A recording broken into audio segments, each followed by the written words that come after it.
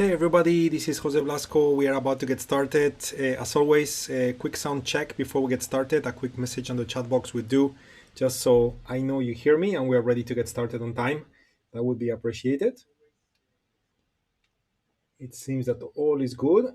So let me go ahead and turn on the video stream as well so I can say hi from my corner. I always put myself here in the bottom right just to make as much realistic as possible for you guys on the screen.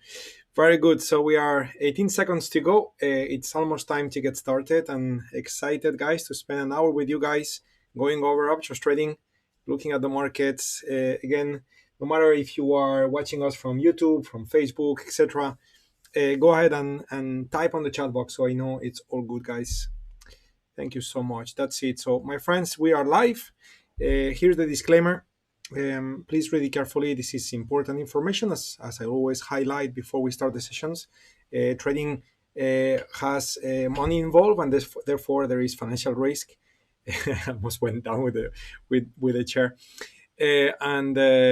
So again, read the disclaimer carefully. That's the bottom line. Ahmed, how are you, my friend? Siderman, good to see you. Christian, good to see you back from vacation. That's great. Very good, everyone. You guys, I'm sure a few more of you are logging in as we speak. So again, options with options, August 25. Jose Blasco is my name. We're going to spend 1 hour looking at first what's happening in the market, current market environment. From there, we'll move into trade review. We have a couple of trades running at the moment, isn't it? We need to talk about them. There may be actions to be taken from a management point of view. And then we'll look at trade execution, which is finding new trades, which is normally the most enjoyable part of the session, isn't it? Anyway, so let's get started. So here is top. Let's begin our analysis. And by the way, for all of you to know, how you, Mario? Today, when once the session is over, we will disconnect from the public streams, and I will have a little mini presentation for you guys, so you know how to subscribe to Top. Because as I said last week, Top is now ready for everyone to use it. Okay, it's now being released. It's not on our website yet, okay, because we're still implementing that, but it's ready for you guys, and you can start utilizing. So I will tell you more about how to do that. Also, apart from some special benefits that I want to mention to what I called last week the Pioneers Group, isn't it? Yeah, you guys may remember when I said that. Anyway, but let's focus on trading now, okay? So let's begin with looking at the markets, and in that sense, we're going to start looking at the S&P. S&P in a daily time frame, we can see the climate seems to be very healthy. So 3 out of 7 on the daily time frame, thick dot, and is blue. So the climate is up. Things are supposed to continue moving into that direction, but little couple of notes of caution. Notice that while the blue line was above the gray line, calls above the puts, so now we are back to a situation where the puts are above the calls. Okay, gray line is above the calls. Okay, so there is a little bit of an excess, if you wish, of bearishness coming in the market. And one of the reasons for this to be happening, maybe, okay, the fact that, and let me talk about max distance a little bit more in depth, because this is something, as I said a few sessions ago, new. We'll get into this little by little, but basically max distance, okay, represents, once we establish a climate, for example, this climate here, okay, so when price was, above this moving average, okay, so we are now measuring the ATR multiples like we normally do, okay? And basically we have calculated here 2 standard deviations, okay, of that distance between current price and the average in multiples of the ATR. And basically we've run stats across, multiple climate changes. And basically we concluded that in a 2 standard deviation case, 1.02 is the number we're looking for, meaning that if the current number we got, okay, which is the maximum we've got in this climate, was 121, which was that candle. Okay, if the current, which is 113, surpasses 1.02, that means that not only the market moved in a manner that is stretched to the upside, it actually also did it a bit too fast, okay, because we are still candle 3 out of 7. So you would expect the climate to last longer, and it should. But the reality is that price behavior has been a bit too dramatic. And when price is a bit too dramatic, based on statistics, in this case, 1.13 is more than 1.02. So things tend to not to sustain easily. So concern is when you look at the 55-minute time frame and we don't see any green UFO until 4:43. Okay, 4:43, it's somewhere there, which is even below the average, isn't it? So in other words, if the market starts falling down, okay, and this may be the reason why you got an excess of puts coming in. So if the market starts falling down, there is plenty of room for the market to fall nonstop all the way to 4:43. And in this sense, we need to be careful. And you will see me today that the first type of trades I want to find are actually shorts. Why? Because we have two longs in our account, right? The one with First Solar and the one with Intel. So those are two long positions that we have. Okay, I have them here. Okay, long. Okay, so First Solar and Intel, they are currently making some money, $76, $55. Thank you very much. But what if the market now changes climate because of everything I just said, right? So let's try to find a little bit of a hedge, and that would be a short opportunity that we're going to start looking at today, because the market condition, it's showing a little bit of a risky situation for the market to have a violent move to the downside, because there is no UFO to stop it. Okay, so that's the thing. Now, when we look at options data, it is not too clear what is already there. It seems a bit more puts than calls, not too great as ratios, but then longer term, way more calls than puts. Okay, and finally, we are above the average on the calls, when we look at September 3 expiration. Okay, but we are above the put volume, on the very short term expiration date. So in other words, probably the professionals looking at the markets are looking at, the same thing we're looking, which is, the climate, which if the market goes down is going to be for 2 candles, something like that. That's what statistics suggest. So they are looking at being very bearish in the shorter expiration dates, but then when you go a bit further out, they are not bearish any longer. Okay, so again, it's not like the world is looking like the world is going to end, or the S&P is going to, next thing you know, fall 50%. It's not the case at all.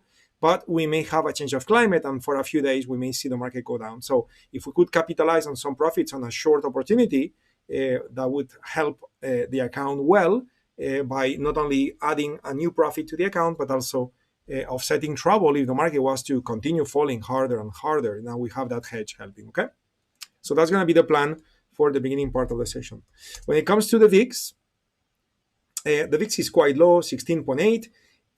After all these, pretty powerful moves that we saw last week, isn't it?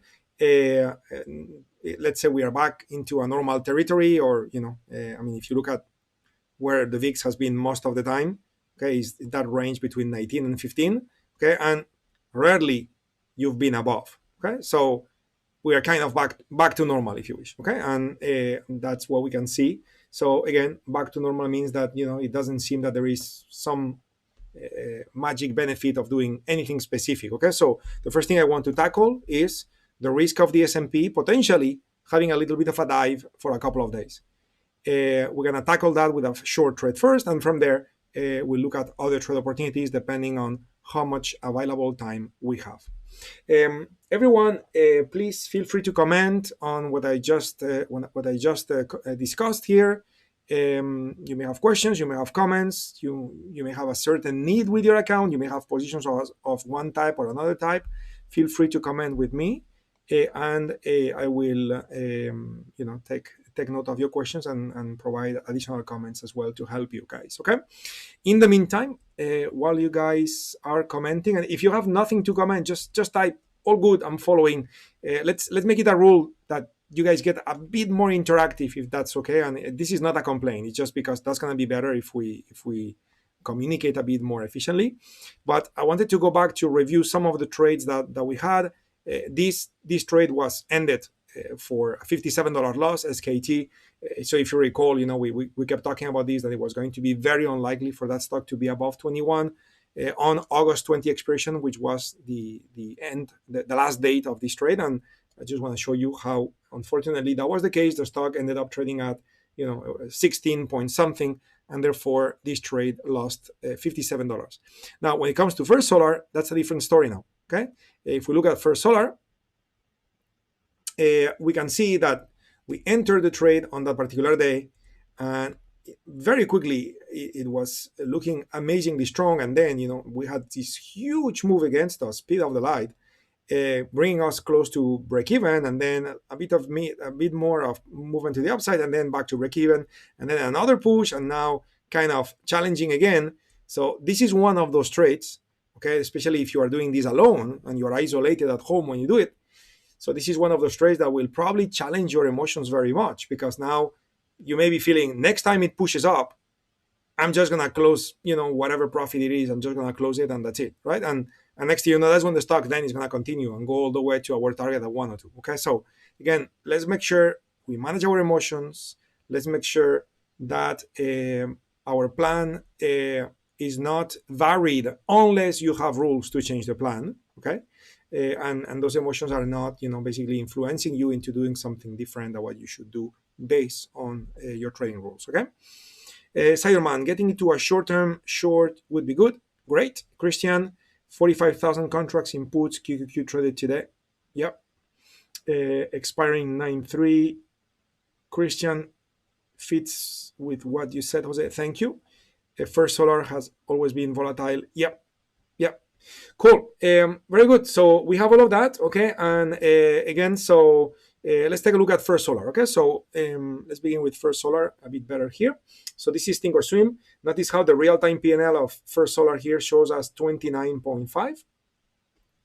So if I look at what we have here, so of course we have a long call and a short call. So this is a bull call spread.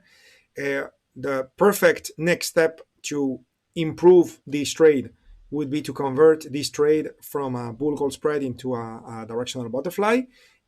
But given the fact that the stock has retraced towards the entry point, and the size of the profit now is so limited, it's $32, converting this trade to an iron butterfly, not iron butterfly, a directional butterfly now would not really help that much. Okay, so in that sense, we are just gonna leave it alone and just wait for the market to do its thing. So if we look at First Solar, let me come here, right here. Was it here? Yeah. Yes, that's what this was the time frame that we used when we were planning the trade, I believe. Yeah. So if I look at this particular time frame, right, and our target here 102, right? This is what we were looking at. The issue that we have is that there is a new UFO that showed up that was not available before. Okay, the red UFO here was not there before. But again, we are dealing with an up climate. Okay, so when you look at First Solar, we are in an up climate. But beyond the fact that we are in an up climate on the daily time frame, we are also in an up climate on the weekly time frame. Okay, so what tends to happen on an up climate? Well, on an up climate, what tends to happen is that buy on-field orders are added and sell on-field orders are canceled. That's what tends to happen. So I am not excessively concerned about the red UFO that we see here. Okay, now the one we see above, that one is more concerning. Okay, and why? Because it coincides with a speed bump, and the speed bump basically is doing this price projection where that market is likely, very likely going to turn. Okay, so it's basically a price condition where the market, when the market reaches that point, typically you would see the market needs to breathe. Okay, maybe then it's going to continue, but probably the turning point that we see at that time, it's relatively significant. Which, by the way, that was the reason why we got into Intel, which is the next trade that we got. Okay, so you can see how price came to this speed bump, lining up with a UFO. Okay, and then now is moving in the opposite direction. So looking good. Okay, the trade is looking good with Intel, and again, looking for this much higher target. And in the meantime, if I look at Intel, this was a more complex trade where we got two bull puts. Okay, that's why you got +2, -2, and then we got one long call. Okay, so the overall performance of this trade is $52. Okay, but now what we should be looking at is, let me highlight it on the screen. We should be looking at, in the mark column, we should be looking at, that value. Okay, this is what we should be looking at, because that value here, it's the new value of the puts. And of course, as the market goes up, what happens to the puts? They lose value. So we sold those puts at 111. Okay, and as you can see, those puts now are losing value, losing value, losing value. Okay, so let me go back to top, and let's do some math together here when it comes to Intel. Okay, so here's the same position here, okay, that I have. Not sure why it's showing me 76. Wait a minute.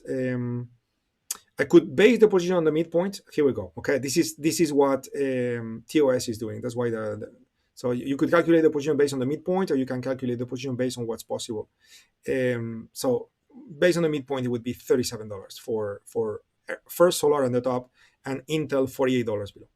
So anyway, so what do we have here? Okay, so we have the trade that we discussed. Okay, so we have the two puts here. Okay, selling the 50 put and buying the 47.5 below. Okay, those are the two. Okay, and those two puts. Okay, basically those two puts. We did twice that. Okay, and that allow us to pay for the call, which is $49. Okay, so this is what we paid for the call. In other words, if there was any moment in time where by closing the puts I was to make $49, okay, the target Siderman for Intel was about 58. Okay, I'm going to come back to the chart in a moment and show you exactly, but it was about 58. I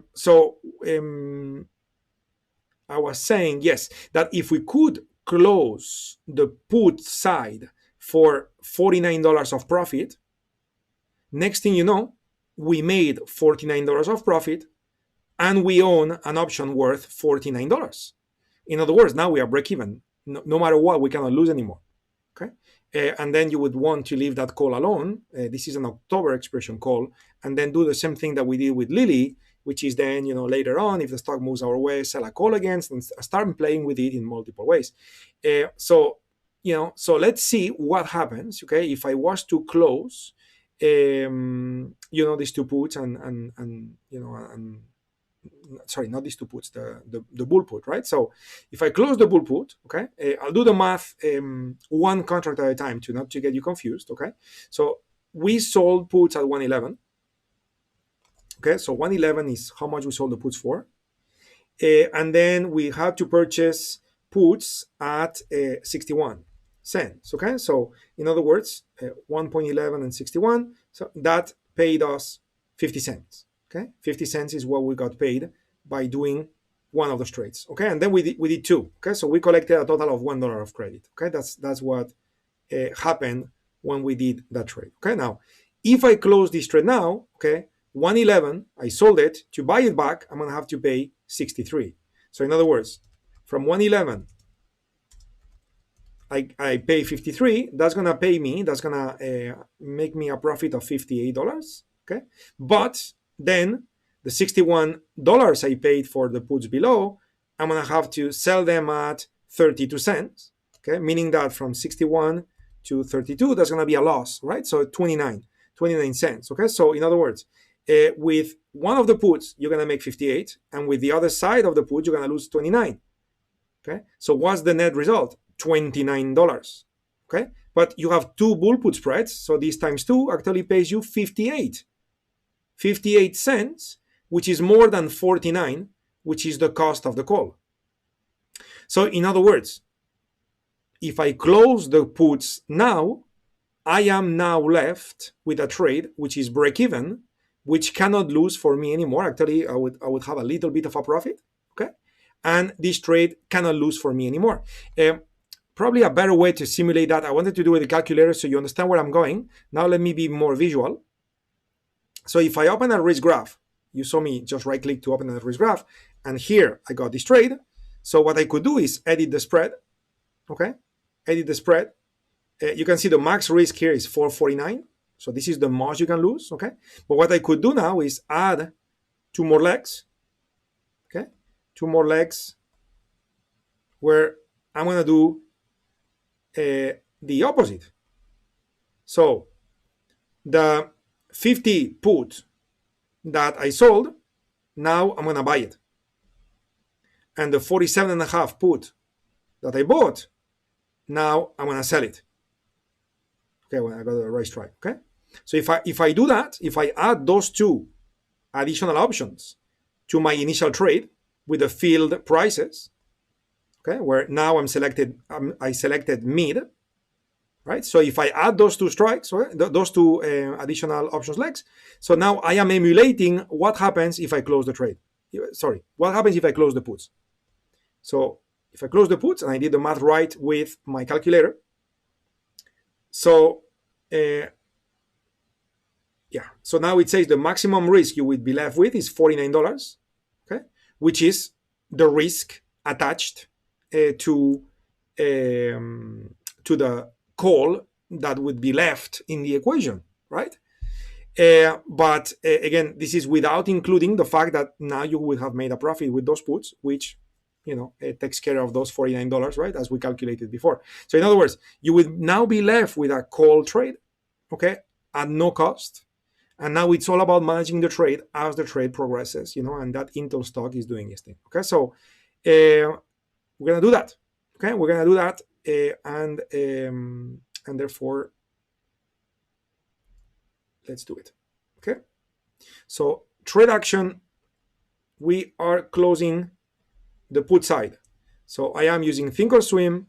I am highlighting the 50 put, the 47.5 put, 2 contracts each, and I'm gonna right click to create a closing order, which is gonna buy back the 2 vertical spreads with Intel. Okay, and it seems that we can do that at 29. Okay, so let's try that price. I'm gonna try with 29. It seems that natural is 30. Let me try 30. Confirm and send. I want to send. Okay, and let's see. I got filled at 30. That's it. Okay, so I just got filled at 30. Okay, and therefore I am out of the puts. I closed a profit on this trade. Okay, and now I am left with a call only, plus 1 call, which is currently producing $8 of profit. I mean, that's very little, but of course it's very little because this is the 57.5 call, and the current value of Intel is 53.85. So in other words, you are using a call which is fairly out of the money. Okay, fairly out of the money.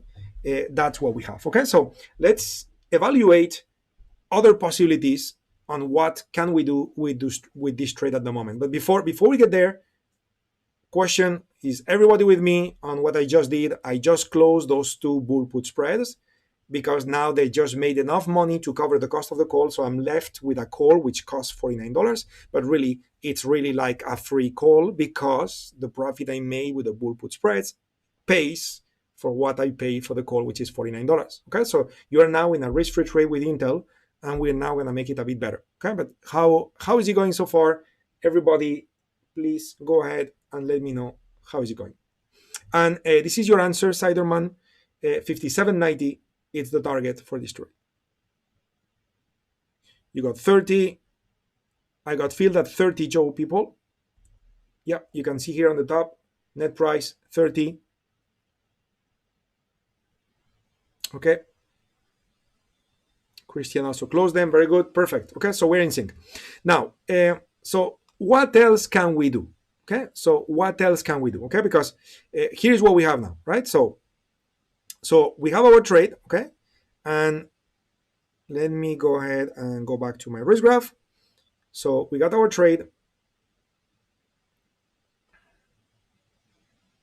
Okay, let me do some math so I can be educational for you guys. So 111, okay, minus 61. Okay, yeah, we did the math before. So if you look at the 2 bull put spreads, okay, 111 minus 61, that means that we collected 50 cents per spread times 2, okay, that was $1, okay, $1, okay. Now, to get out of this trade, okay, we got out at 30, okay, we got out at 30.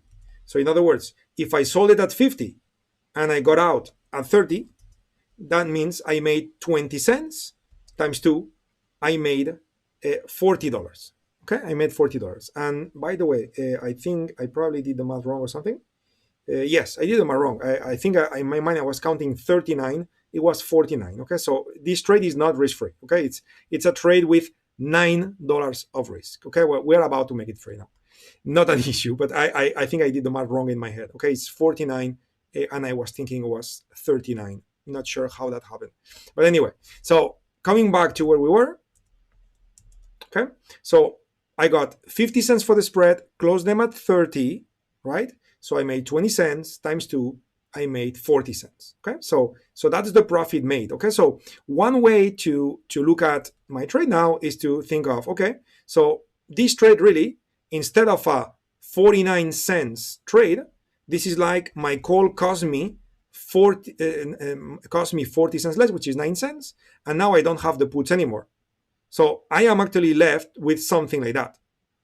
Okay, that's what I got in my account now. It's a trade where the most I can lose is $9. Okay, and if the stock just goes to the infinite, I make infinite. It's a long call. Okay, but thanks to doing the little trick the other day with the puts, so we really made it very low cost, as you can see, and that was a good approach. Okay, how are you, Wayne? Good to see you, my friend. So now, what can we do with this trade? Okay, well, again, the goal is to have that stock reach this price point, 58. Okay, that's the goal. Okay, so if we let the stock do its thing until we reach that price point, so then we're gonna be in a good position, right? But at the same time, it may be. I mean, we just talked about the S&P being in a position where we may have a turning point, right? Even if it's just for a few days. So there is always risk, right? And if you always wear that hat where you are always kind of like healthily concerned about risk in a way where you're always thinking, what can I do to offset risk, right? So I'm not saying obsessed and scared about risk, okay, because then you will not be a trader. Okay, traders, we appreciate very much risk, but we appreciate it from a controlled point of view, right? So therefore, you're always thinking about, okay, so if there is risk, how can I control that better, right? And this is where options come into place, right? So what can I do here? Well, one thing I could do is to sell calls against my calls, right?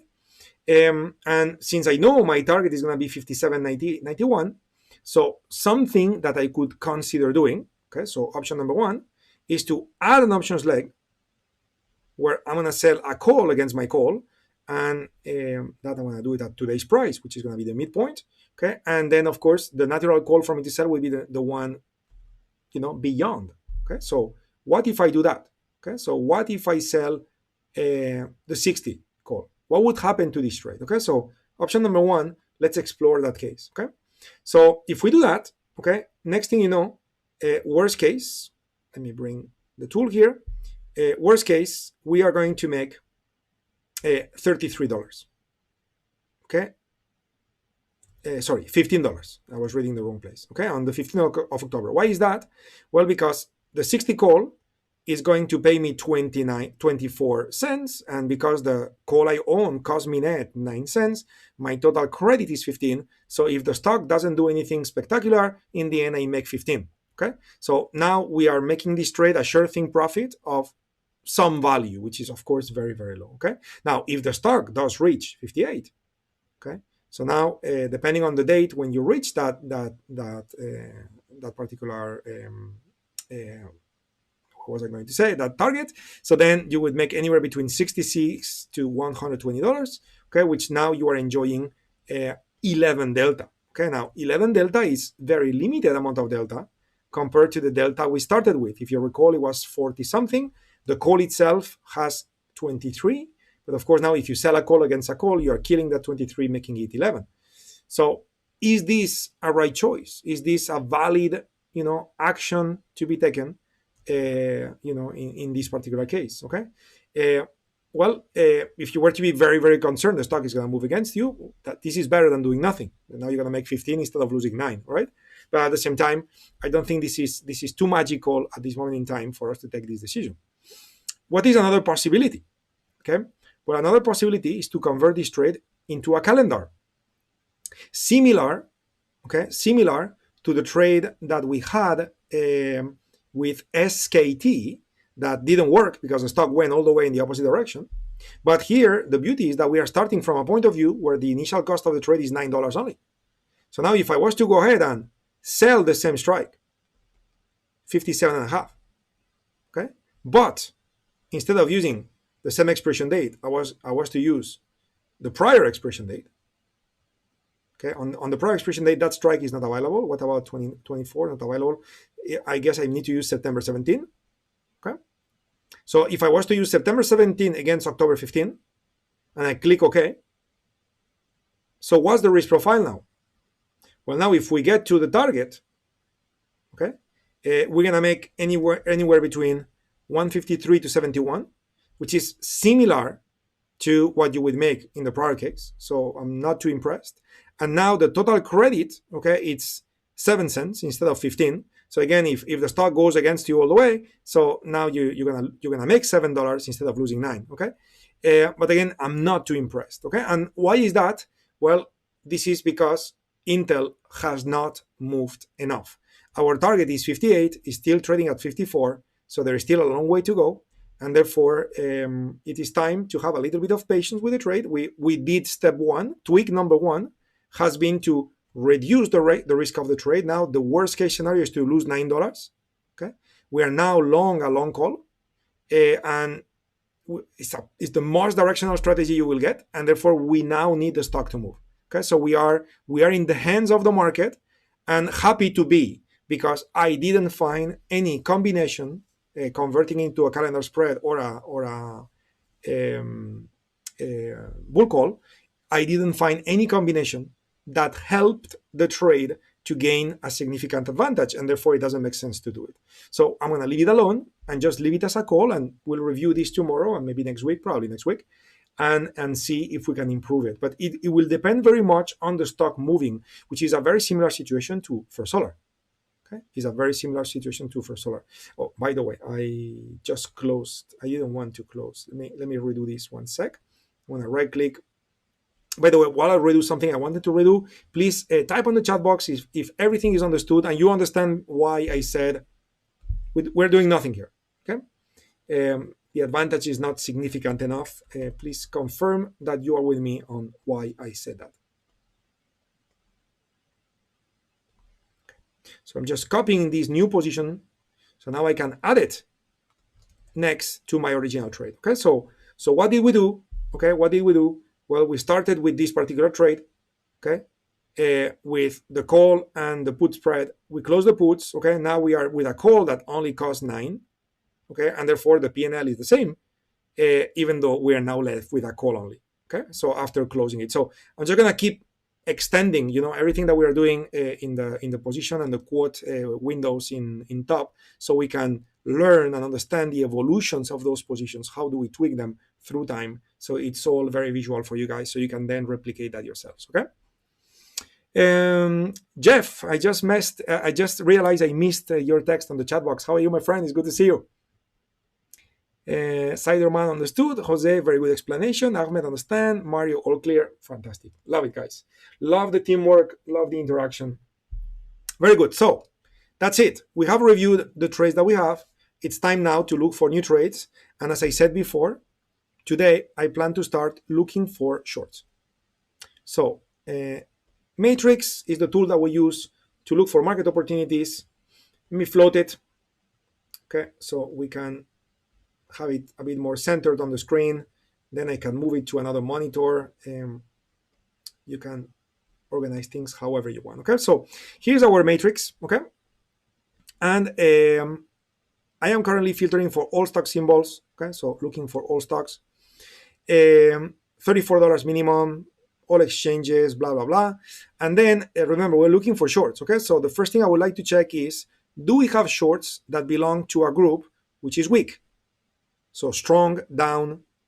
Okay, why? Because if a stock and its group is weak, and you are wrong on the short, and let's say I said we can see some weakness kicking in the S&P today, blah blah blah, but then the S&P recovers from that, and next thing you know, it's another all-time high, another 1%, 2% push to the upside in one day. So then, if your shorts belong to groups which are weaker, typically you would see them move higher much less than the S&P.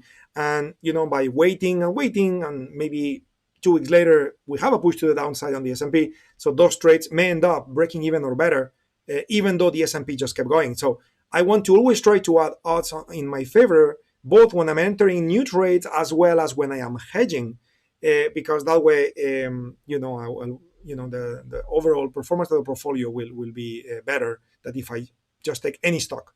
So I'm going to start with filtering by stocks that are weak in a long-term trend. They are strong down. The scan list I loaded, it's my list, isn't it? Is the penny increment options list. Okay, so that's the list I'm using. We talked about this in prior sessions. Happy to repeat. If anyone needs me to repeat, just let me know. I will gladly repeat.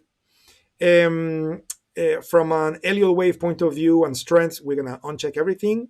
From an earnings point of view, I am selecting an option which is exclude any stock which is reporting earnings in less than 15 days, because if that was to be the case, you may not have time to reach a target. It's even 15 days is very little. So, and stock price range, to be honest, I never really use that filtering option. And then with auto climate, okay, I selected in this case an extreme case, which is on the daily time frame is up, but it's very late.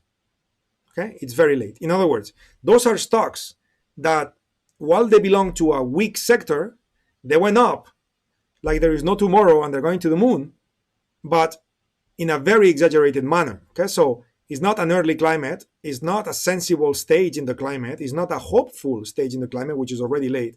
It's a late stage, which late stage means 2 standard deviations, okay, beyond what's sensible. So maybe we should write it as very late, okay. So in other words, so those stocks kind of like try to go to the moon, and they may be about to crash. And if that was to be the case, we want to catch that, okay. So now, of course, when I do that, well, you will see that on the chart in a minute. Let me scan first, okay.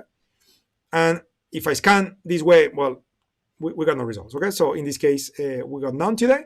So again, every day is different. So then what we're gonna do is move to down climates, okay? Which are in a sensible stage, okay? So like kind of like the normal approach. The sector is going down, the climate is going down, kind of a normal approach, okay? And now I got a few, okay? Good. So now I got a few stocks to work with, but of course now the question is, how are those options? Are they expensive? Are they cheap? So let's take a look, okay? And also let's add our option spice with a negative CIV spread, okay? So if we add negative CIV spread to the mix, what happens to the list? Okay, now I'm left with 3, meaning that the implied volatility for the puts is greater than the implied volatility for the calls, meaning that potentially you got a bearish sentiment building up in the derivative market that is not seen on the candles themselves yet, okay? And with that, now, of course, in a perfect world, to be directional, I want my options to be very cheap. So let's see what's possible. Okay, so we're going to use mean less than 20. And therefore, we are left now with CVS. Okay, so let's begin with that choice. So I'm going to click CVS and move back to top and see what we've got. Okay, good. So CVS, the puts are more than the calls. The climate is red. It belongs to a weak sector, as we know. And we have price coming higher. This is a daily time frame, right? So price is coming higher towards the moving average. We would expect this market to fall down from there, right? That would be the intention or the expectation. Of course, for this to be true, we need to have UFOs, okay? And here we have a collection of UFOs, but they are not providing the probability that we need.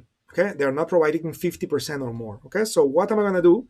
I got multiple choices for me to find a valid entry, which is number 1, to look at a 3-day time frame. Okay, now we got 50%, but we have no UFO. Look at 2-day time frame. Now we got 60%, but we got no UFO. Look at daily time frame. Now we got 60%, but we got no UFO. Okay, so then the only option for me is to work with additional intraday time frames, right? Crossing fingers, I'll get the UFOs I need. So I was using 55-minute time frame. I'm gonna move up to 89 using fib numbers as we discussed in prior sessions. Joe, if you check weekly up, would that be a counter trend trade? I would not think about it this way, Joe, even though what you say make a lot of sense. But in one hand, it would not make sense, and here is why. While you make sense, it doesn't make sense. Okay, so let me explain what I mean. The S&P overall is in an uptrend, right? The S&P overall is in an uptrend. So I'm entering this trade as a hedge, which could be the source of a beautiful profit on the way down.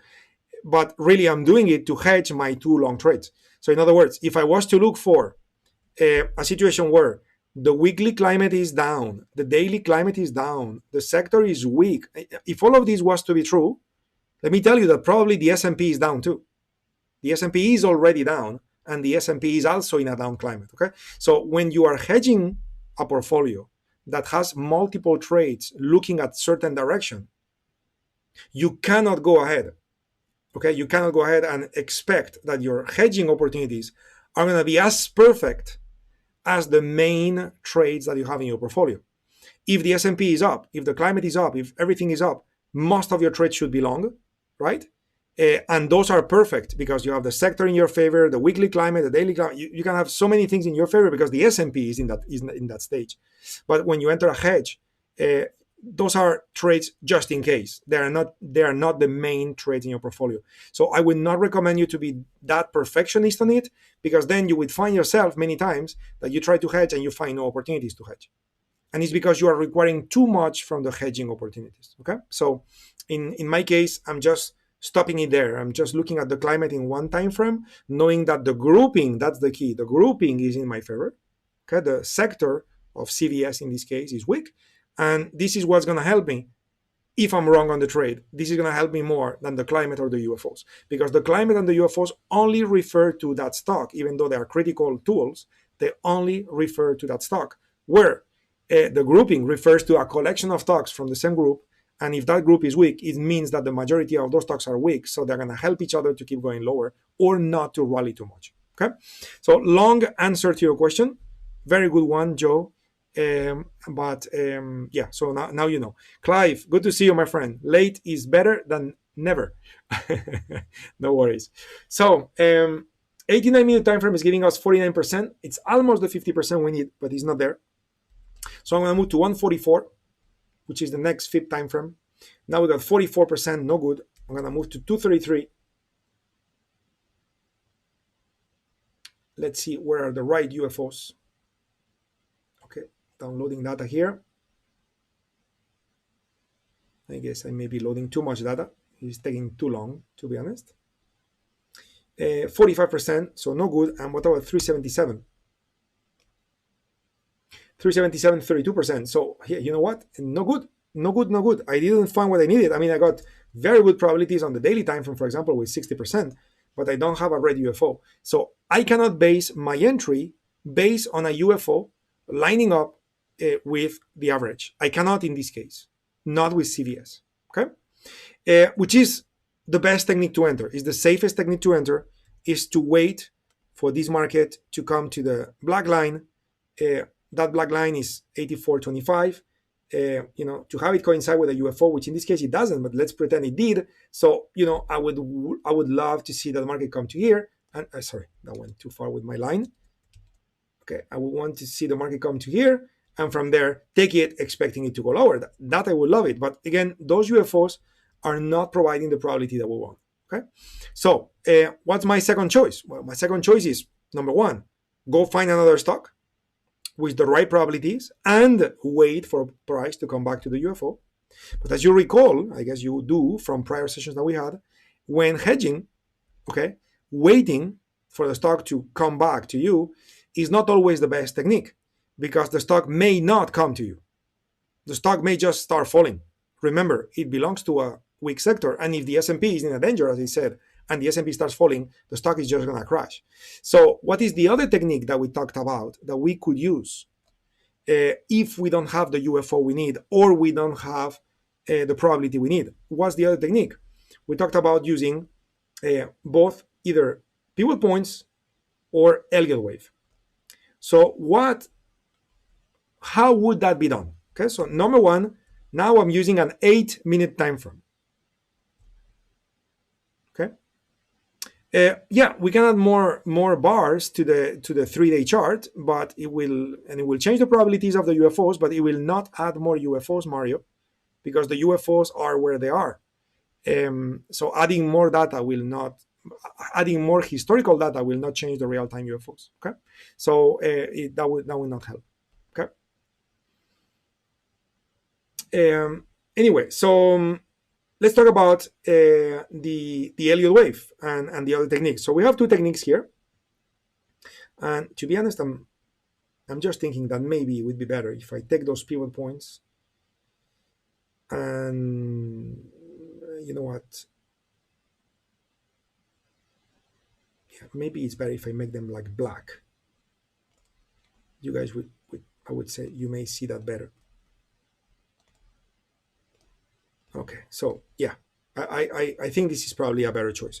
So notice how we have some of those black pivot points. Okay, those black pivot points are not Elliott wave related. They are just key turning points in the market. Okay, and if the market was to surpass any of those, typically you get some continuation. For example, this pivot point here was surpassed by the market going higher, and we have some continuation. And it could keep going higher and higher. This pivot point, when it was surpassed, got some continuation. It's not always like that, but whenever a key turning point is surpassed, you probably heard many times this theory among market analysts, which is easily identifiable by looking at charts, where support becomes resistance, resistance becomes support. So all of those things. So this is basically what those little triangles are helping us to spot. Price points where if surpassed, you may get continuation. Okay. So now, because we are looking at CVS to short it, we are not looking at CVS to go long. So we are not interested in that guy. Okay. Which, by the way, notice that given the current price action, that pivot point has changed location. It was in a different place a moment ago. But we are not interested in that guy. We're interested in this guy. That's the one we care about. Because if the market was to fall, this is the one that we want to be surpassed. Okay, so in other words, one way to take the trade is to draw a line there, and whatever price that is, like 82 something, wait for this market to fall, and if the market crosses the line, initiate your hedging opportunity now. Okay, so this is one way to approach it. Now, unfortunately, because that stock just kept going higher intraday, and again, this is only an 8-minute time frame. Okay, so you could certainly, like 1 hour later, be way below that point. Okay, so even though it looks far, it's not that far. This is an 8-minute time frame. But in any case, because it looks a bit far, at least for the remaining time in our session today, so the other technique that we can use to take those trades is to use Elliott wave. Earlier in the day, we got a diamond there. Okay, a diamond that suggested that this market was going to fall and reach this price point.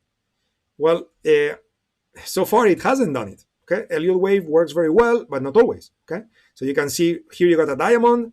Okay, it moved a little bit, then it went against, and then finally it went. Okay, so it's a little bit of what's happening here. You got a diamond, it went a little bit, it went against, and now what's going to happen? Well, it may then go.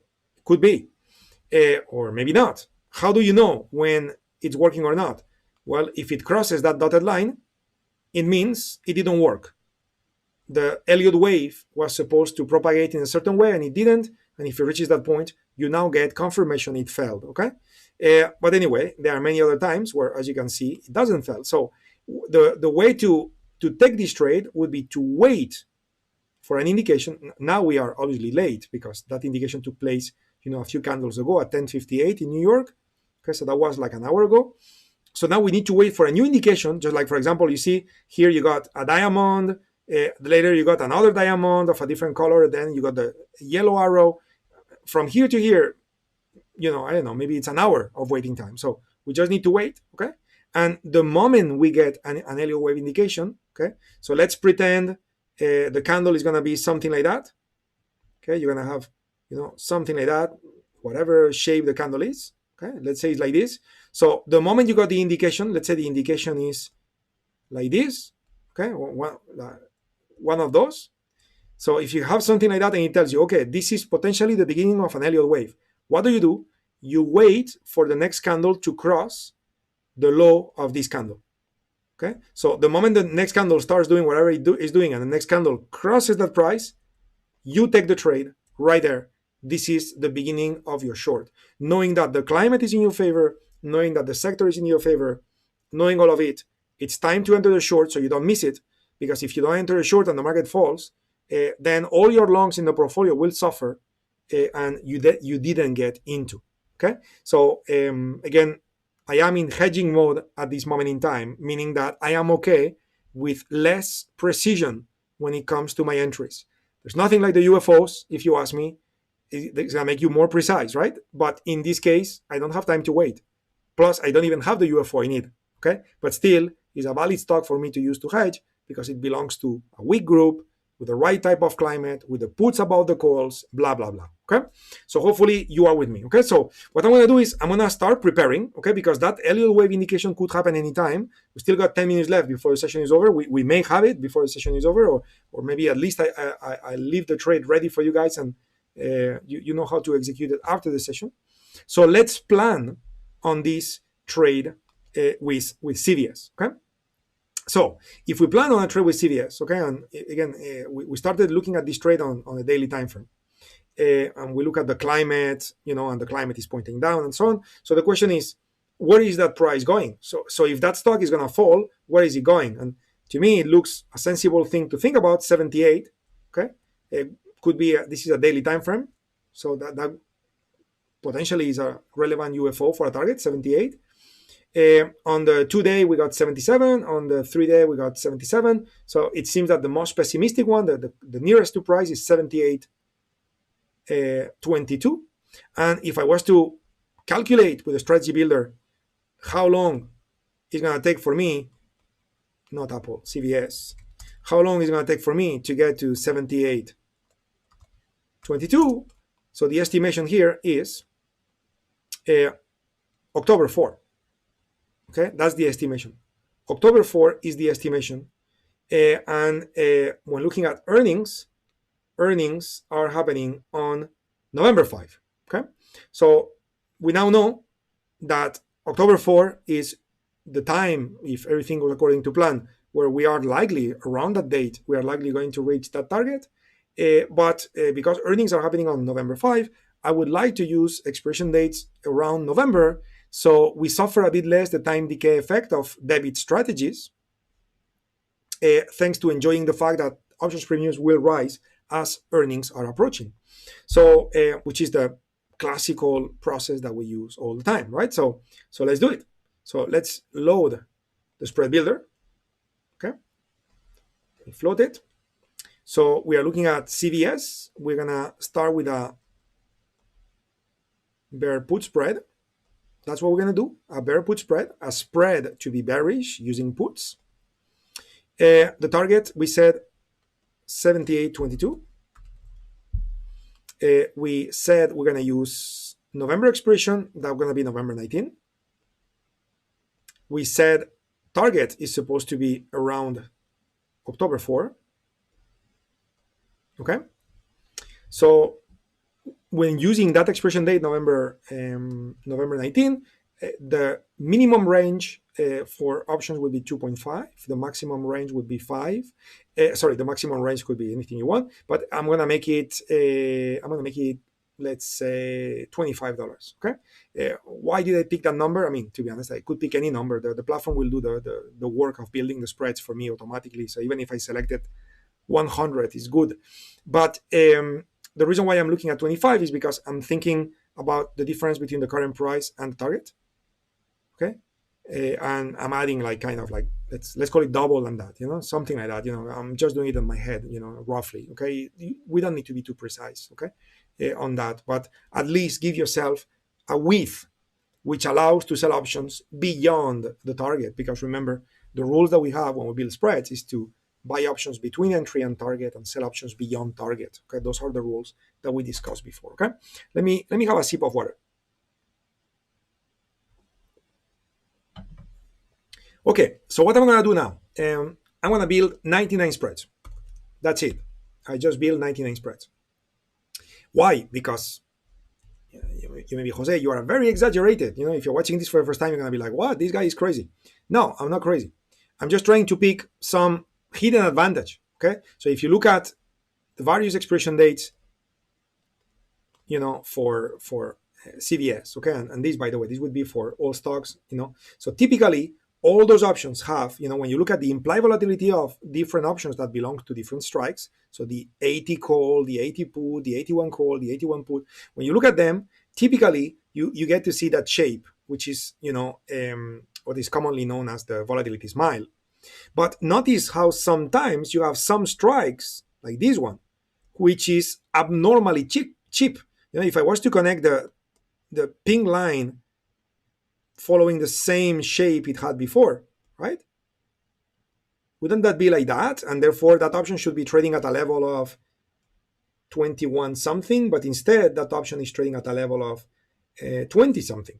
So basically, you have a 1% implied volatility arbitrage situation that you could take advantage of if you knew that option strike provided that advantage. But how do you know? You need to go crazy looking at the option chain. So I'm not doing that. I'm just asking the platform to build all the spreads for me. And now I'm just going to filter. Okay, I'm just going to filter and just pick the best. Okay, and knowing that if some option strike is providing an extra advantage, that's going to be built in my plan because I plan 99 different spreads. I plan everything possible if you wish. So in this case, I'm looking for a bear put spread, okay, with preferred parameters. So I'm just going to open my parameters. Very quick, I'm looking for ideal strike zone. If you don't recall, I will not discuss that today because we don't have time, but that's going to give a great enhancement in probability of breaking even or better. I do the opposite for the ones that we sell. It's outside. The ones we sell, minimum 35 cents. And then I have some requirements here, which are quite important when it comes to the delta, which I want it to be between minus 20 and minus 40. The gamma, I want it to be positive, ideally all the way from entry to target. That's not always possible. And the vega, I want it to be relatively small as a value. I don't want the vega to be too much. Should not be too much with a spread. But again, I want to make sure that's the case. So with those filters in place, okay, and I update, so now I can go ahead and sort, okay, and everything failed, okay? So what does that mean? Well, I've been a bit too demanding, okay? So where is it that I've been too demanding? Well, I don't know yet, okay? But let's find out, okay? Let's find out. So I'm just gonna uncheck the vega and the gamma requirements as well as the rate of return. Let me uncheck that and see if by unchecking that, I can pass the filter. Still I don't. Still I don't pass the filter. So that's quite weird. This is quite weird. Okay. Starting strike 82.50. It's fine. Okay. So let me make this a larger range. Maybe I was a bit shy there. So if I make this a larger range, what happens? Still fails. Okay, so let me see.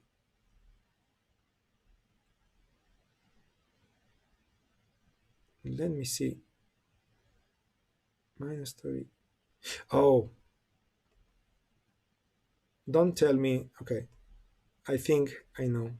I think I've done something wrong, guys. Give me 1 second to. Yes. Yes, I think so.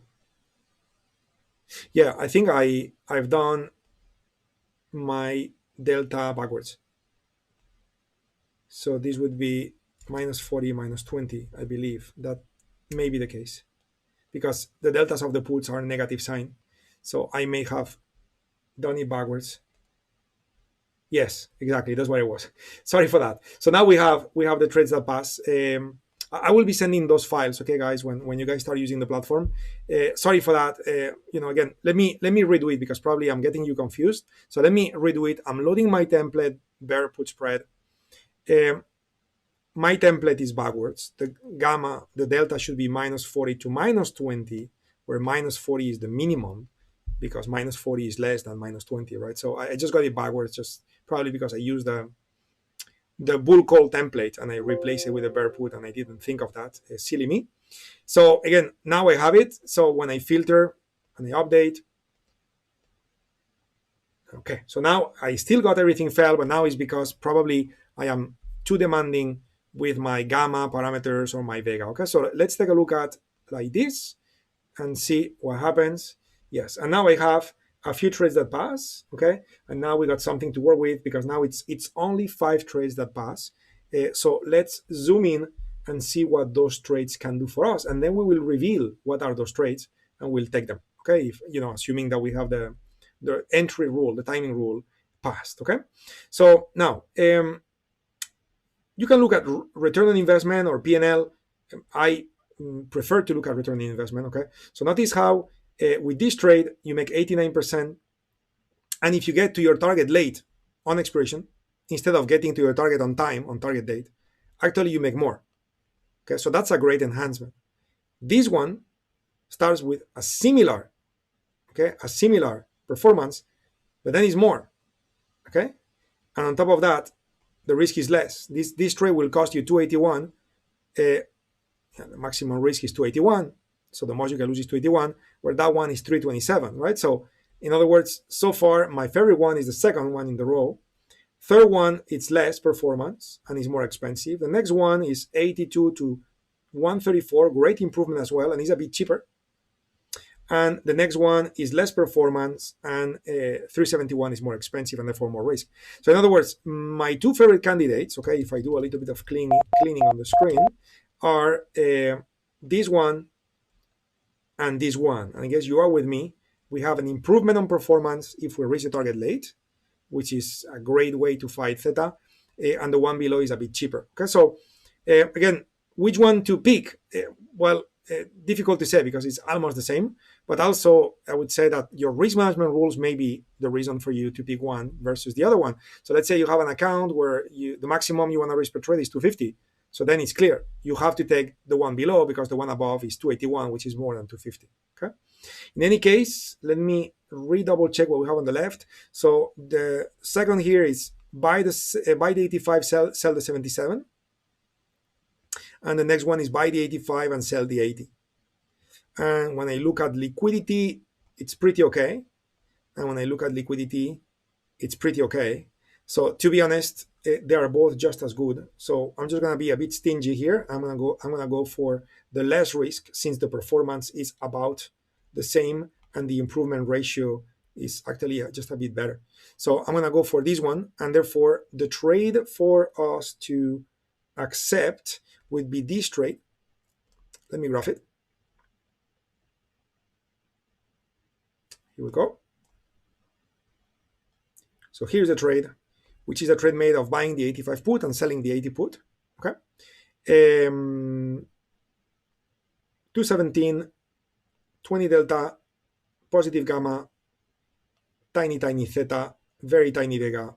Good trade to do what we want to do with this trade. Yeah. So that's, my friends, this is the trade. So before we conclude the trading session, and remember, we are about to disconnect from the public streams to have a private conversation in just a moment. But before we do that, I need to look at the chart to see if the chart is giving us permission to take this trade. So let me take a look at the 8-minute time frame. Do we have an Elliott wave indication? No, we don't. Okay, so the stock keeps stretching. So we reached the dotted line. So that Elliott wave failed. So we are waiting for another wave to basically be displayed on the screen. That would be our entry signal. Okay, so we don't have the entry signal yet, but you do have the trade right here. Okay, so that's the trade. You may want to take a screenshot. This is the trade that you will want to execute if that was your position, that was your case, and we got the indication to get in. Okay, cool. So let me see messages on the chat box.